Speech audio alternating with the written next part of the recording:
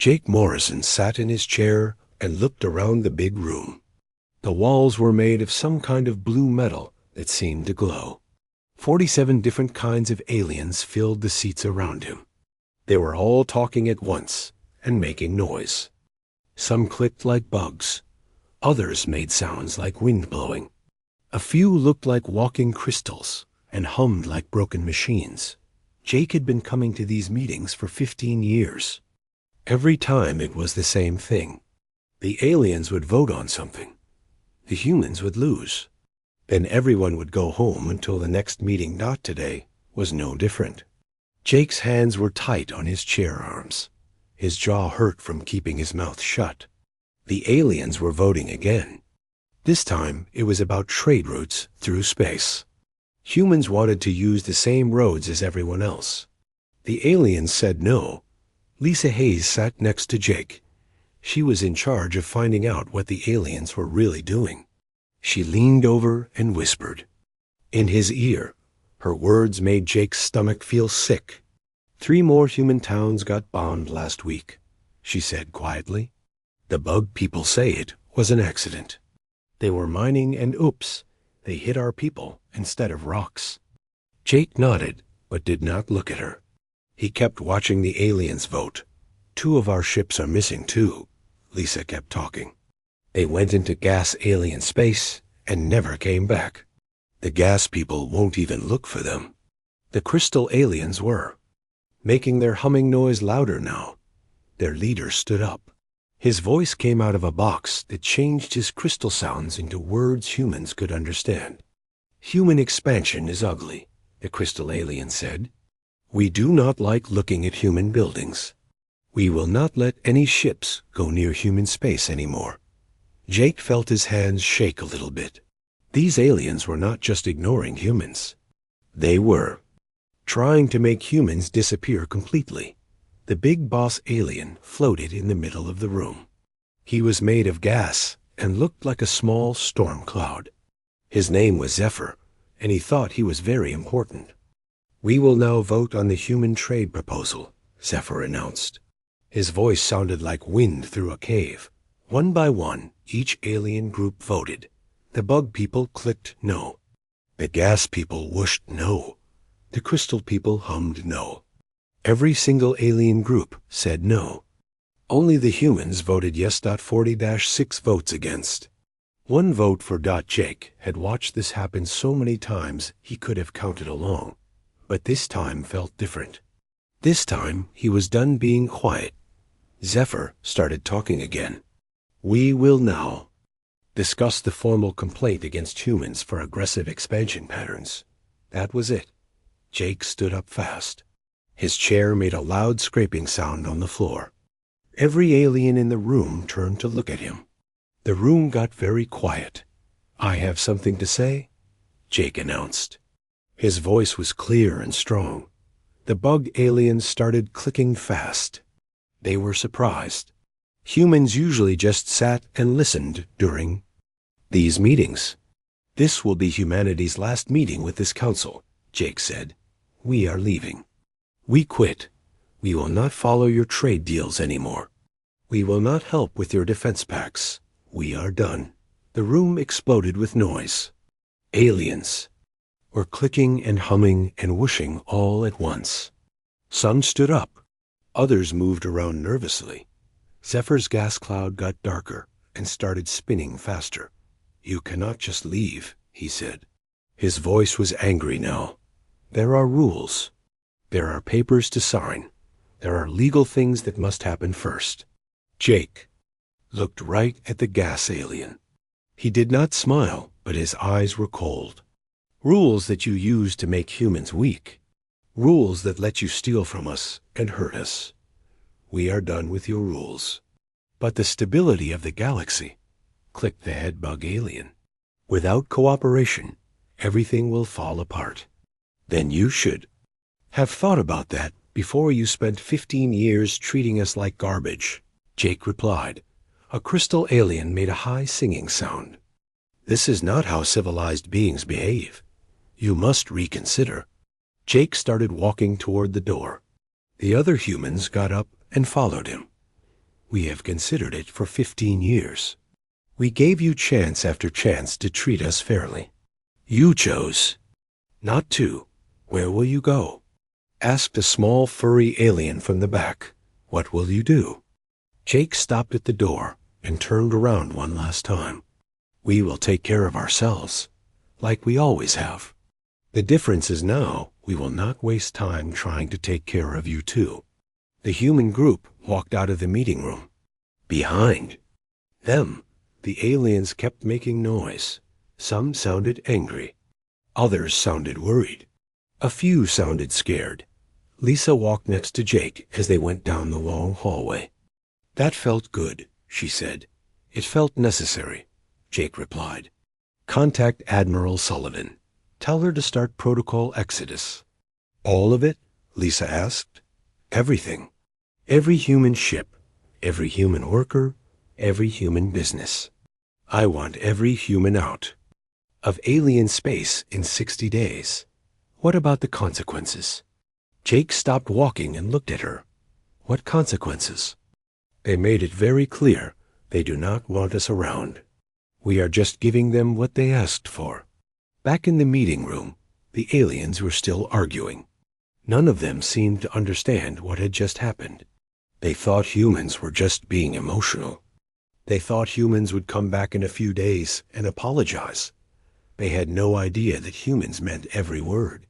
They had no idea that their galaxy was about to change forever. They had no idea that getting what you wish for is sometimes the worst thing that can happen to you. Jake and his team got on their ship and left the station. As they flew away, Jake sent a message to every human world, every human ship, and every human business in the galaxy. The message was short. Come home, bring everything, leave nothing behind. The age of human diplomacy is over. 3 months had passed since the humans walked out of the council meeting. Vex was staring at numbers on his screen that made no sense. He was a bug alien who ran shipping for his people. His job was to move things from one planet to another. But now something was very wrong. The numbers showed that almost half of all the things moving through space had just stopped. Ships were not going where they were supposed to go. Goods were not getting delivered. Trade routes that had worked for hundreds of years were broken. Vex clicked his mouthparts nervously. He called up more numbers on his screen. The truth was getting worse the more he looked. Human ships had been carrying cargo for everyone. Human space stations had been stopping points for refueling. Human workers had been loading and unloading. Goods all over the galaxy. Now they were all gone. On the other side of the galaxy, Dr. Elena Rodriguez was packing up her medical lab. She had worked with aliens for 20 years. She had helped create medicines that worked for different kinds of bodies. Bug aliens, gas aliens, crystal aliens, and dozens of others had all been helped by her work. But Elena was human. When the humans left, she left too. Her alien assistant came running into the lab. His name was Flux, and he was made of living metal. Doctor, you cannot leave now, he said. His voice sounded like bells ringing. The Kithara are having an epidemic. There. Children are getting sick, and only your medicine can help them. Elena kept packing. She put her research notes into a box. I am sure you will figure something out, she said. You always told me that human medicine was too simple anyway. But we need the synthetic blood, Flux said. His metal body was shaking. Half the hospitals in the galaxy use it. Without it, people will die. Elena sealed the box and picked it up. Then you should have thought about that before you voted to push humans out of the galaxy. She walked past Flux and did not look back. Behind her, the metal alien was making sad ringing sounds. On the industrial planet Mecron Prime, a factory supervisor named Nyx was having the worst day of his life. He was a rock alien who looked like a walking mountain. His job was to keep the factories running. But today, nothing was working right. Machines kept breaking down. Computer systems were giving error messages. The robots that moved heavy things around had stopped working completely. Nix called his best technician. "What is wrong with everything?" He asked. The technician was a smart alien with 6 arms and big eyes. "The humans are gone," he said simply. "What? Do you mean the humans are gone?" Nix did not understand. "All our computer systems were designed by humans. All our maintenance schedules were made by humans. The software that runs everything was written by humans. When they left, they took all their knowledge with them." Nix felt like someone had hit him with a hammer. "But surely we can figure it out ourselves." The technician made a sad whistling sound. "We tried. But human technology is very different from ours. It will take us years to understand it, maybe longer." In the entertainment district of Pleasure Station 7, beings from dozens of worlds were walking around looking bored and unhappy. The station's manager was a gas alien named Wisp. She was floating in her office, trying to understand why nobody was having fun anymore. Her assistant came in. He was a small, furry alien with big ears. "The viewership numbers are terrible," he reported. "Nobody is watching our shows. The music halls are empty. Even the art galleries have no visitors." Wisp spun her gas form in confusion. "But why? We have the same entertainment we have always had." "That is the problem," her assistant said. "Most of our popular shows were made by humans. Most of our music was written by humans. Most of our art was created by humans.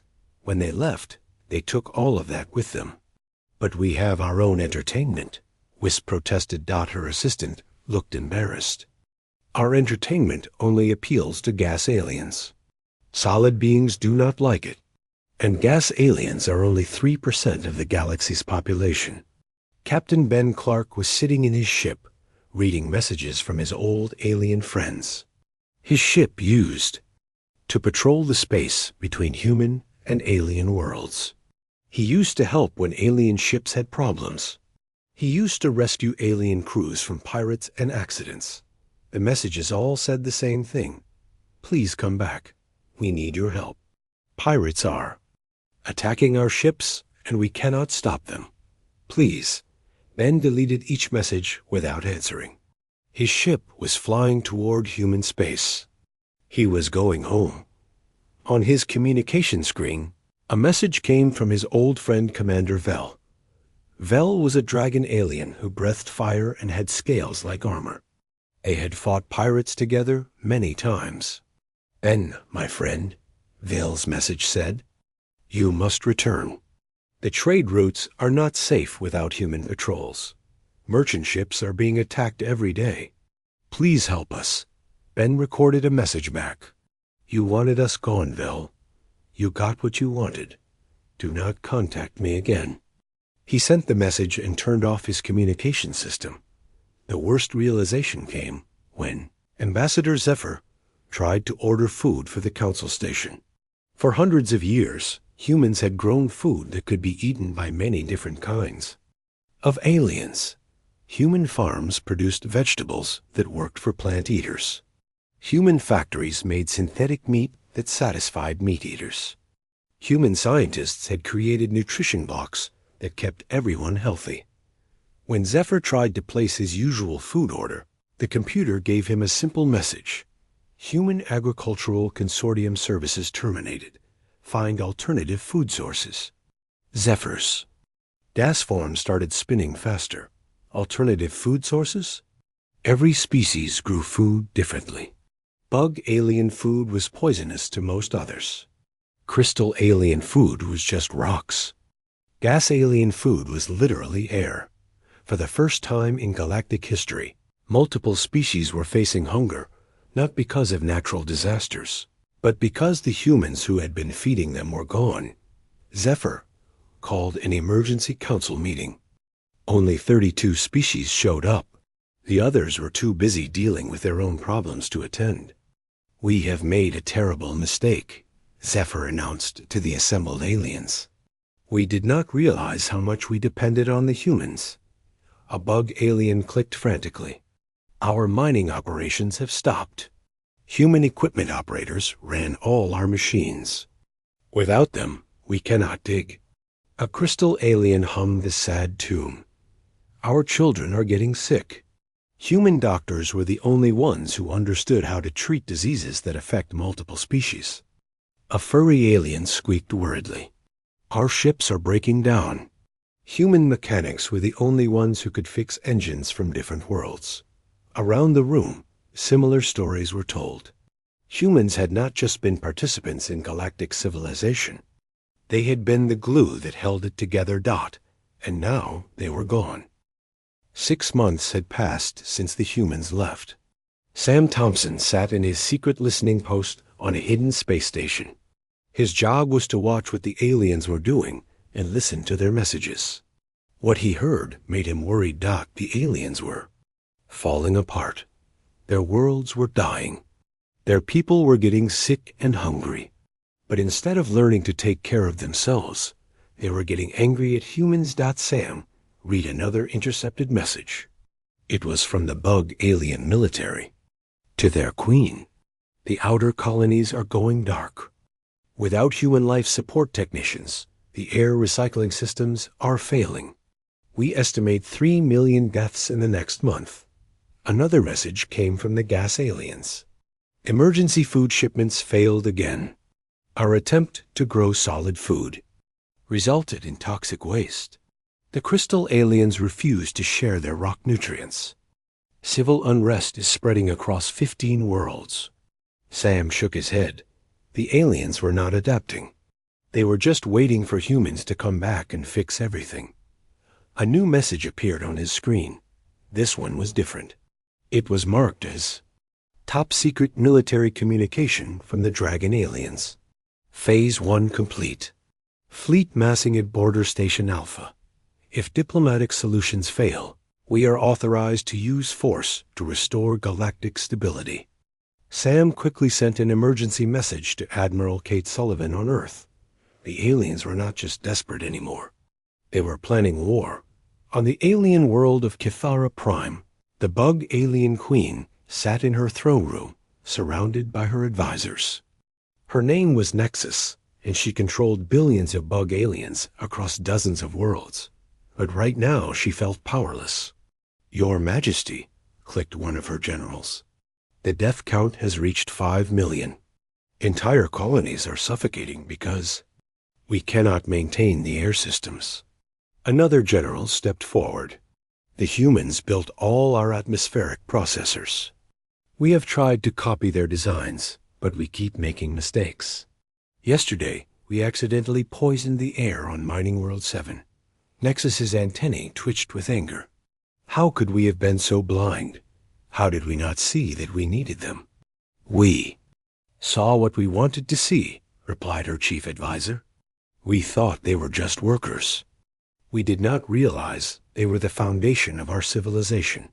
A new bug alien rushed into the throne room. He was covered in the dust of space travel. "Your Majesty, urgent news from the border. Human ships have been spotted near our outer systems." Nexus leaned forward eagerly. "Are they coming back? Are they here to help?" The messenger's antennae drooped. "No, Your Majesty. They were just passing through. When our ships tried to contact them, the humans said, 'Stay away from us,' and left." Nexus felt something she had never felt before. Desperation. "Ready the fleet," she ordered. "If they will not come back willingly, we will make them come back." Far away on the crystal world of Vorthik, the crystal aliens were having their own crisis. Their leader was called Harmony, and she was made of beautiful blue crystals that sang when she moved. But today her song was sad and broken. "The beauty of our world is fading," she sang to her council. "Without human artists to appreciate it, what is the point of our existence?" A smaller crystal alien chimed in. "Harmony, we have bigger problems than philosophy. Our trade with other worlds has stopped completely. Nobody wants our crystal sculptures anymore. Apparently, humans were our biggest customers." Another crystal sang a worried tune. The gas aliens tried to copy our crystal growing techniques. They created a poisonous cloud that killed everything on 3 of their worlds. They are very angry with us now. Harmony's crystals glowed with determination. Then we must bring the humans back. Ready our ships. We will join the bug aliens and the dragon aliens. Together, we will make the humans return. Meanwhile, Mary Foster was working undercover in the alien communication networks. She was pretending to be a maintenance worker on one of their space stations. Her real job was to spy on what the aliens were planning. She had discovered something terrible. 47 different alien species were secretly meeting. They were planning the biggest military attack in galactic history. All of it aimed at human space. Mary sent a coded message to President Robert Kane on Earth. They are not trying to replace us. They are not learning to live without us. They are preparing to drag us back by force. On Earth, President Kane read Mary's message in his office. He was a calm man who had led humans through many difficult times. But this news made his hands shake. He called an emergency meeting with Admiral Kate Sullivan and General Alex Parker. When they arrived, Kane showed them the intelligence reports. They want to force us back, Kane said. 47 species are planning to invade human space. They think if they capture enough of our worlds, we will have to help them again. Admiral Sullivan studied the fleet movements on the tactical display. They have over 3,000 ships. That is more firepower than has ever been assembled in galactic history. General Parker looked grim. Our defensive preparations are good, but we never planned for this scale of attack. We assumed they would try diplomacy first. Diplomacy is dead, Kane replied. Dr. Patricia Moore warned us this might happen. She said in her classified report that the aliens would see our independence as a threat to their survival. Admiral Sullivan stood up straight. Sir, if they want to force us back into slavery, they are going to learn why we were so good at diplomacy in the first place. Kane nodded slowly, because war was always our alternative. Admiral, prepare all defensive fleets. General, activate the planetary shields and send a message to all human colonies. What should the message say? General Parker asked. Kane looked out his window at the peaceful Earth sky. Soon it might be filled with alien warships. Tell them that the age of human cooperation is over. The age of human resistance has begun. In space, Captain Rachel Ford received her new orders aboard the human ship HSS Defiance. She read them twice to make sure she understood. All diplomatic protocols suspended. Human space is to be defended by any means necessary. No alien vessel is to be allowed safe passage. Show no mercy to those who would enslave us. Rachel looked at her crew. They were good people who had spent their lives helping others. Now they were being asked to fight for their freedom. You heard the orders, she announced. The aliens do not want to work with us as equals. They want to own us. That is not going to happen. Her weapons officer, a young man named Tony, looked up from his console. Captain, long-range sensors are picking up alien fleets moving toward our borders. Rachel settled into her command chair. Then let them come. They are about to learn that humans are much better at war than they ever were at diplomacy. The galaxy was about to discover the price of taking humanity for granted. The first shot came without warning. Colonel Ryan Mitchell was drinking coffee in his command center when the alarm started screaming. His base was on the edge of human space, watching for trouble from the aliens. Sir, we have a problem, called out his communications officer, Lieutenant Amy Brooks. The research station at Black Hole 7 just went silent. Their last message was, Kithara ships approaching fast. Ryan set down his coffee cup. His hands were steady, but his heart was beating fast. Any survivors? Amy shook her head. Nothing left but debris. 60 human scientists and workers. All dead. 2 hours later, A message came from the bug aliens. Regret to inform of navigation error. Kithara patrol vessel accidentally collided with human station. Will investigate and provide compensation. Ryan read the message and laughed, but there was no humor in it. Navigation error. Right. A military patrol ship just happened to accidentally destroy a science station. His second-in-command, Major Lisa Grant, looked at the tactical display. Sir, this was not an accident. Our sensors show the alien ship fired 3 missiles before impact. This was a test. A test of what? They wanted to see how fast we could respond, how strong our defenses are, how angry we would get. Ryan nodded grimly. Signal all units. Combat alert status. The war has begun. In another part of human space, Commander Julie Stevens was flying her stealth ship through an alien fleet. Her job was to count enemy ships and find out what they were planning. What she saw made her stomach feel sick. Over 3,000 alien ships were gathered in one place. Ships from every species in the galaxy. Bug alien hive ships that looked like giant insects. Gas alien vessels that seemed to be made of clouds. Crystal alien ships that sparkled like diamonds. Dragon alien warships covered in armor and weapons. All of them were pointed toward human space. Julie carefully recorded everything she saw. Ship types, weapon systems, formation patterns. When she was done, she sent her report back to Human Command. This is not a raid, she reported.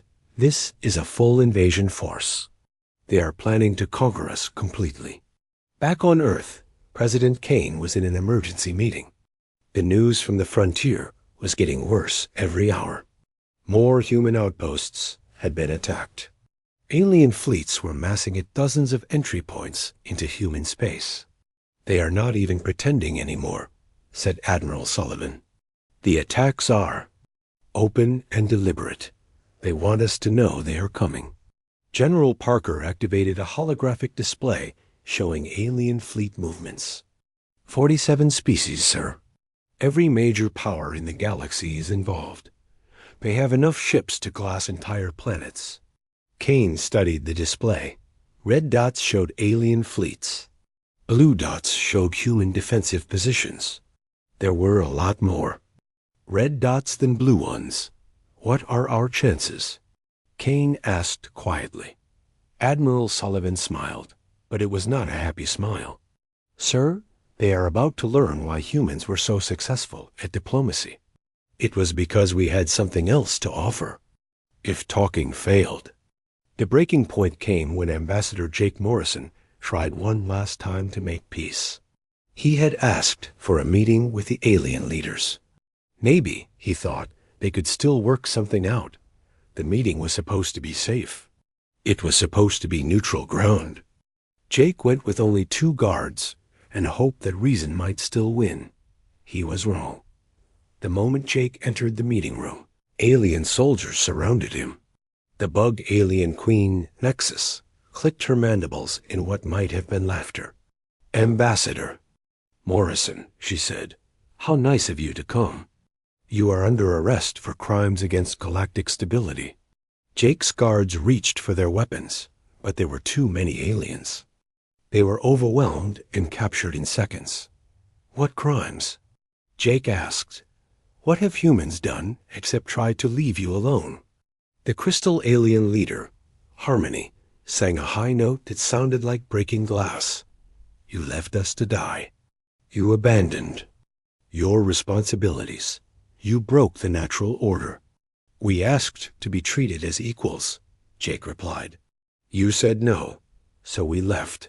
That is not a crime. The gas alien leader, Zephyr, swirled angrily.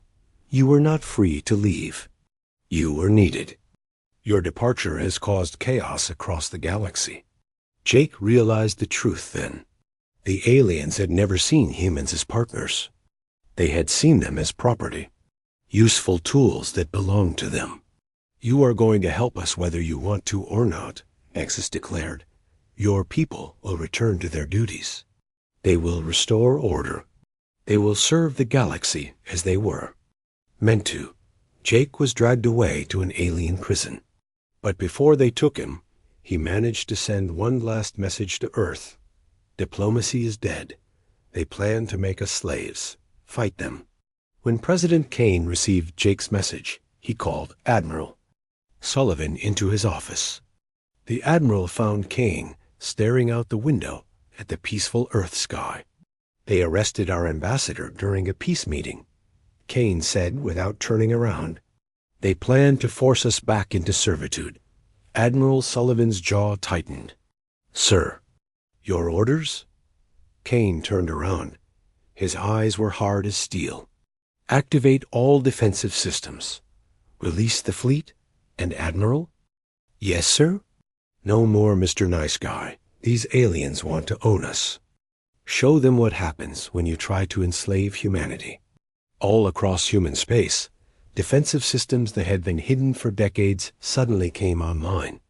Space stations that looked like simple trading posts revealed massive weapon arrays. Cargo. Ships opened up to show there were actually warships in disguise. Peaceful human colonies activated planetary shields and defense grids.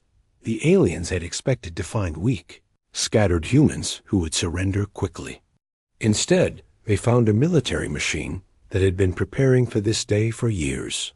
Captain Rachel Ford stood on the bridge of the HSS Defiance as alien ships approached her patrol area. Her orders were clear. No alien vessel was to be allowed into human space. Captain, her weapons officer Tony called out. Kithara Battle Group requesting permission to pass through our territory. Rachel looked at the display. 12 alien warships, all armed, all heading toward a human colony world. Permission denied, she broadcast. Return to your own space immediately. The alien commander's reply came back quickly. Human vessel, you will stand down. We have legal authority to restore galactic order. Rachel smiled coldly. The only authority you have is what we give you. And we give you nothing. Last warning. Turn around or be destroyed.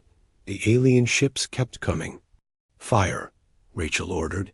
The first shots of the war lit up space like deadly fireworks. But this time, the humans were shooting back. And the aliens were about to learn that humanity had been holding back for far too long. The galaxy was about to discover that there was a very good reason why humans had been so good at diplomacy. It was because war was what they did when diplomacy failed. And diplomacy had just died. 18 months later, Admiral Kate Sullivan stood on the bridge of her flagship HSS Retribution. In front of her ship floated the broken remains of what used to be the largest alien fleet in galactic history. Twisted metal and dead aliens drifted.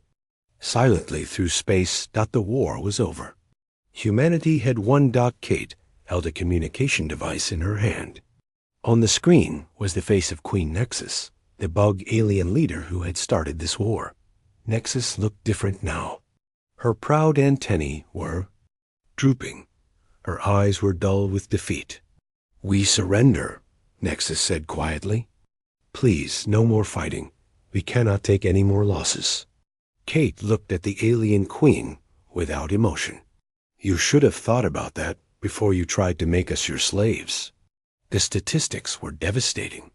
The bug aliens had lost 60% of their military ships.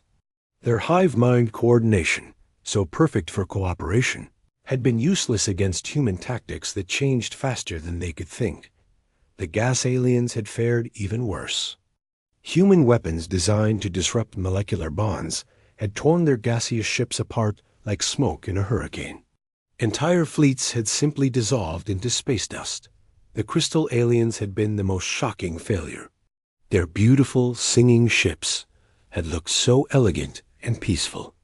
But when human kinetic weapons hit them, they shattered like wine glasses, dropped on concrete. Colonel Ryan Mitchell walked through the wreckage field in the Arcturus system.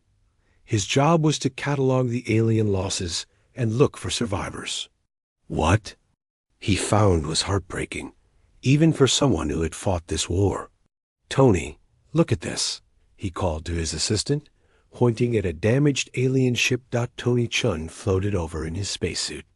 Inside the broken ship, they could see alien bodies floating in the darkness. But these aliens had not died from weapons fire. "System failure," Tony reported after scanning the ship. "Life support collapsed. They suffocated when their air recyclers broke down." Ryan shook his head sadly. They still could not maintain their own equipment. Even in war, they needed humans to keep their ships running. It was the same story across dozens of battlefields. Alien ships had died not just from human weapons, but from their own technical failures. Without human engineers and technicians, alien technology fell apart under the stress of combat. Back on Earth, President Kane was reading surrender documents in his office. 32 different alien species had formally given up. The other 15 species had simply stopped existing as organized governments. Their populations were scattered, starving, or dead. "The terms are ready for your approval, sir," said Director Sam Thompson, placing a thick folder on Kane's desk. Kane opened the folder and read the conditions that humanity was offering to the defeated aliens. The terms were simple but absolute. Complete recognition of human independence. No interference in human space ever again. No attempts to force human participation in anything. And most importantly, if aliens wanted human help rebuilding their civilizations, it would be on human terms only. "Are these terms fair?" Kane asked. Sam nodded firmly. "More than fair, sir. After what they tried to do to us, we could have demanded much worse." Ambassador Jake Morrison entered the office. He had been rescued from alien captivity during the final battle. He looked tired but determined. "The alien representatives are here," Jake reported. "They are waiting to sign the surrender documents." Kane stood up and straightened his suit. "Then let us finish this." The signing ceremony took place in the same room where Jake had walked out 18 months ago. But everything was different now. The great council chamber was mostly empty. Only a few dozen aliens sat in seats that used to hold hundreds. Jake stood at the podium where he had once been ignored and dismissed. Now every alien in the room hung on his every word. "The Human Colonial Alliance offers assistance to rebuild alien civilizations," Jake announced. His voice echoed in the mostly empty chamber. "But understand this clearly. We will never again accept second-class treatment in a galaxy we helped build." Queen Nexus, representing what was left of the alien coalition, clicked her mandibles nervously. "What are your conditions for assistance?" Jake looked directly at her. "Equal partnership or nothing. Human interests come first in any cooperation. Human safety is guaranteed absolutely. And if any species ever again tries to threaten or coerce humanity, we will finish what you started." The remaining aliens signed the documents without argument. They had learned the hard way that they had no choice. Captain Julie Stevens, now promoted to Admiral, established the new Human Outreach Command. Her mission was to help rebuild alien worlds, but only for species that proved they could be trusted partners. "We are not conquerors," Julie explained to her staff, "but we are not servants either. Any species that wants our help must earn it through respect and fair treatment." Dr. Elena Rodriguez returned to her medical research, but now her facilities operated under human authority. The aliens who had once taken her work for granted now competed desperately for access to her expertise. "The synthetic blood treatment costs 10 times what it used to," complained a gas alien official. Elena looked at him coldly. "That is the price of trying to force us back into slavery. If you do not like it, develop your own medicine." The new galactic order was simple and clear. Humans first, aliens second, and everyone working together only if the aliens proved they deserved human cooperation. Some alien species adapted to the new reality quickly. They offered fair trade, treated humans with respect, and received human assistance in return. These species began to recover and rebuild. Other species remained proud and bitter. They refused to accept human leadership and tried to rebuild on their own. Most of these species failed completely and faded into irrelevance. President Kane stood in his office 5 years after the war ended. Through his window, he could see human ships coming and going from Earth. Some carried human colonists to new worlds. Others brought alien representatives seeking human help. "Any regrets, sir?" asked Admiral Sullivan during their weekly meeting. Kane considered the question seriously. "We tried diplomacy for decades. We offered cooperation and friendship. They responded with exploitation and contempt. When we left peacefully, they tried to drag us back as slaves." He turned to face Sullivan. "No regrets. They had every chance to treat us fairly. They chose not to. The consequences were their own doing." In the depths of space, human monitoring stations watched and waited. They tracked alien fleet movements, monitored alien communications, and maintained constant vigilance. The lesson had been learned completely. Never again would humanity be so generous, so willing to compromise, so eager to help that it would be mistaken for weakness. The galaxy had spiraled into panic when humans abandoned diplomacy. Now it remained stable, only because it remembered the price of taking humanity for granted. The age of human diplomacy was over. The age of human strength had begun. And in the cold depths of space, both humans and aliens knew that balance would never shift again.